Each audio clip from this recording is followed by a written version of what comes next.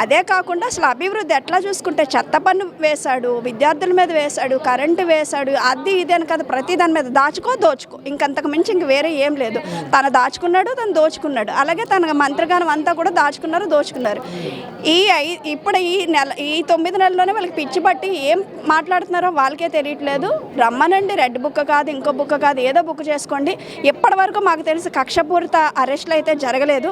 ఎవరైతే ఇష్టారాజ్యంగా ప్రగల్భాలు పలికారో, ఎవరైతే నోటుకొచ్చిన మాటలు ఇంట్లో ఉన్న మహిళల్ని, భార్యల్ని, పిల్లల్ని కూడా తీసుకొచ్చి ఒక సోషల్ మీడియా వేదికగా సోషల్ మీడియాకి కొన్ని కోట్ల రూపాయల సజ్జల రామకృష్ణారెడ్డి, అతని కొడుకు భార్గవరెడ్డి వీళ్ళందరూ కూడా కొన్ని కోట్ల రూపాయలు వెచ్చించి సోషల్ మీడియా వేదికగా మహిళల్ని ఎంత కించపరుస్తూ మాట్లాడారో, ఎప్పుడు కూడా బయటకు రాని మహిళలు అలా మాట్లాడారో చూసాం.